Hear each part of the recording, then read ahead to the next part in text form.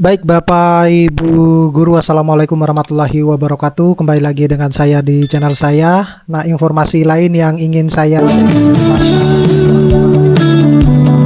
terkait dengan kepala sekolah, ada peringatan bahwa meskipun Bapak Ibu Guru itu sudah dinyatakan lulus dalam uji kompetensi untuk menjadi kepala sekolah, tetapi bisa sewaktu-waktu status kepala sekolah Bapak Ibu Guru itu dibatalkan ya. Nah, ini berdasarkan dari penjelasan aturan terbaru penugasan dan pengangkatan kepala sekolah dan pengawas sekolah. Jadi, seperti kita ketahui banyak yang informasi beredar ya, ini mungkin berdasarkan dari pengalaman-pengalaman kepala sekolah yang menyebutkan bahwa kenapa tunjangan kepala sekolah itu tidak begitu besar ya, padahal tugasnya begitu banyak, tanggung jawabnya juga begitu besar. Nah, ini yang sekaligus nanti kita akan bahas ya di dalam video kali ini. Tapi sebelum saya membahas ini lebih dalam, saya mau menginformasikan kepada teman-teman guru bahwa bagi Bapak Ibu guru yang ingin mendownload e-book yang bisa dipakai untuk pegangan guru dalam mengajar, pegangan siswa untuk belajar, buku-buku PAUD dan TK, modul-modul PPG ataupun hal e-book yang lain yang bisa meningkatkan taraf hidup kesejahteraan Bapak Ibu guru. Bapak Ibu guru bisa mendownloadnya melalui link yang sudah saya sediakan pada deskripsi dari video saya ini. Nah, pertama dulu bahwa pesan utama penugasan atau pengangkatan kepala sekolah dan pengawas sekolah itu bisa dinilai tidak sah atau bermasalah secara administrasi. Bahkan meski orangnya sudah dilantik ya atau baru menjabat, kalau prosesnya itu tidak mengikuti mekanisme resmi dan tidak melalui sistem yang ditentukan. Nah, jadi di dalam informasi yang saya sampaikan ini menjelaskan bahwa muncul karena adanya tumpang tindih atau berlapisnya regulasi lintas instansi ya, misalnya dari Kemendikdasmen, kemudian BKN maupun Kemenpan RB, sehingga pemerintah membuat pengunci atau proses melalui surat edaran bersama yang agar semua daerah itu memakai jalur yang sama seperti itu. Jadi kalau kita lihat Bapak Ibu guru bahwa banyak daerah-daerah itu yang memang sedang melakukan penugasan dan pengangkatan kepala sekolah. Nah, munculnya regulasi baru di lintas kementerian itu membuat Bapak Ibu guru itu mungkin bingung ya, sehingga perlu adanya keselarasan. Nah, untuk itu diterbitkanlah surat edaran bersama Mendikdasmen dan Kepala BKN.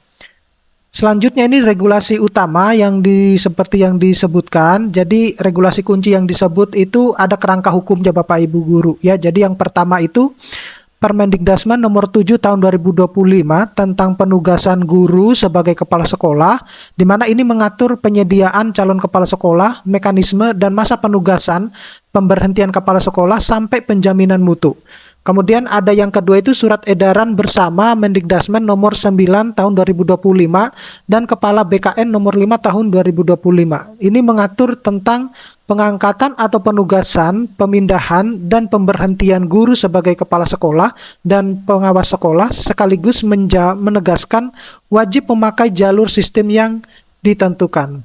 Nah, selain itu dalam video ini itu mengaitkan pengangkatan ataupun pengelolaan kepala sekolah atau pengawas sekolah dengan surat edaran Mendikdasmen ya nomor 04040 garis miring B garis miring HK titik 04 titik 00 garis miring 2025 yang konteksnya itu berkaitan dengan kepegawaian masa transisi atau penyesuaian jabatan fungsional terkait dengan pengawas pemilik ke jabatan fungsional guru.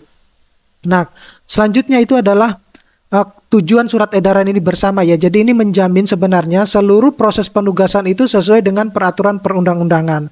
Kemudian penyeragaman proses pengangkatan, pemindahan dan pemberhentian kepala sekolah dan pengawas sekolah, serta mencegah implikasi administrasi dan hukum di kemudian hari. Nah, peran SIM KSPSTK ya di sini bahwa ada bagian paling penting ya yang ditekankan dan memang tercermin dalam surat edaran bersama tersebut. Jadi pertama, tidak boleh ada proses kepala sekolah atau pengawas sekolah yang di luar sistem. Nah, semua pengusulan penugasan, pengangkatan, pemindahan hingga pemberhentian kepala sekolah atau pengawas sekolah itu harus melalui SIM KSPSTK yang terintegrasi dengan layanan BKN. Nah, di surat edaran bersama itu juga ditegaskan mekanisme pengusulan oleh PPK instansi daerah diusulkan melalui SIM KSPSTK yang terintegrasi dengan layanan IMUT atau IMUT ASN digital. Seperti itu Bapak Ibu Guru. Nah, alur proses resminya itu seperti ini Bapak Ibu Guru. Jadi yang pertama, PPK daerah dalam hal ini adalah provinsi, kabupaten maupun kota itu mengusulkan penugasan, pengangkatan, pemindahan dan pemberhentian kepala sekolah ataupun pengawas sekolah. Yang kedua itu usulan masuk ke SIM KSPSTK. Baru yang ketiga itu data mengalir via integrasi layanan. Nah, dalam hal ini adalah API ya. Dan yang keempat itu terhubung ke IMUT ya, ASN Digital BKN. Serta yang kelima itu sistem penghasilan, rekomendasi atau validasi sebagai dasar administrasi.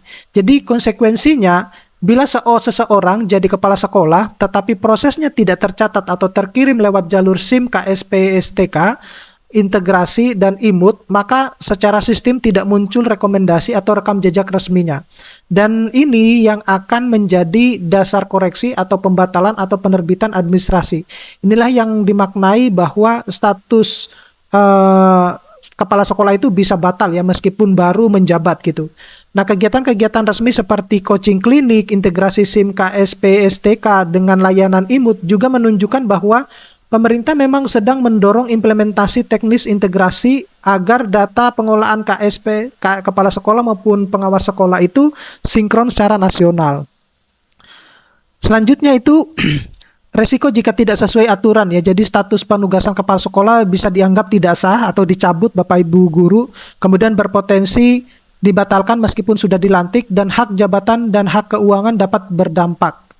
Nah, imbauan untuk calon kepala sekolah, jadi pastikan seluruh proses penugasan itu melalui SIM KSPSTK, kemudian pastikan sesuai dengan Permendikdasmen nomor 7 tahun 2025 dan hindari proses di luar prosedur resminya seperti itu. Jadi isu ini bukan urgen sebenarnya ya. Jadi banyak daerah masih memiliki PLT kepala sekolah dan ada dorongan agar penugasan PLT itu diterbitkan dan atau diakhiri sesuai dengan target. Nah, ada proses penugasan kepala sekolah itu misalnya reguler maupun non-reguler yang berjalan cepat sehingga rawan ada yang loncat prosedur atau tidak sinkron antar instansi. Nah, karena regulasi berlapis, surat edaran bersama itu hadir untuk menyatukan pintu agar tidak ada celah administrasi. Nah, intinya pemerintah itu ingin standarisasi dan jejak digital administrasi yang sama untuk seluruh Indonesia. Nah, apa yang dimaksud implikasi keabsahan status dan hak yang diterima? Jadi ada keabsahan status atau penugasan pengangkatan yang bisa dipersoalkan karena standar administrasinya tidak lengkap ya dan tidak sesuai dengan mekanisme surat edaran bersama dan rujukan regulasi.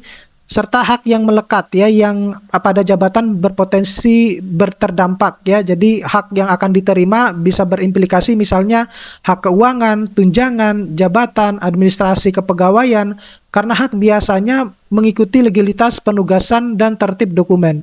Nah, poin ini itu sejalan dengan maksud surat edaran bersama memastikan proses sesuai dengan ketentuan dan lewat sistem resmi agar tidak menimbulkan akibat administrasi ataupun hukum. Nah, siapa yang perlu diwaspada, yang perlu waspada dan apa yang sebaiknya dipastikan. Jadi bagi bakal calon kepala sekolah ataupun ini ya pengawas sekolah yang baru ditugaskan untuk pastikan semua proses penugasan Anda melalui jalur resmi ya. Kemudian pastikan ada penugasan sesuai dengan Permendikdasmen nomor 7 tahun 2025. Kemudian bagi PPK, Pemda dan operator atau admin, pastikan seluruh proses mulai dari penugasan, pengangkatan atau pemindahan dan pemberhentian diusulkan melalui SIM KSPSTK dan tidak memakai jalur cepat di sistem seperti itu. Nah, kemudian ada patuhi surat edaran bersama Mendikdasmen dan kepala BKN ya di situnya. Nah, kemudian di sini kesimpulan bahwa kalimat sederhana ya sekarang itu sah atau tidaknya penugasan kepala sekolah maupun pengawas sekolah tidak hanya terlihat dari SK ataupun pelantikan, tetapi juga dari jejak proses resmi ya di sistem nasional SIM KSPSTK integrasi atau IMUT ASN digital.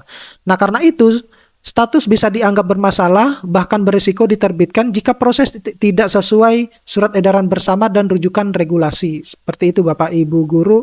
Mudah-mudahan ini bisa bermanfaat. Nanti kita akan ketemu pada video-video selanjutnya. Saya Iri, Assalamualaikum warahmatullahi wabarakatuh.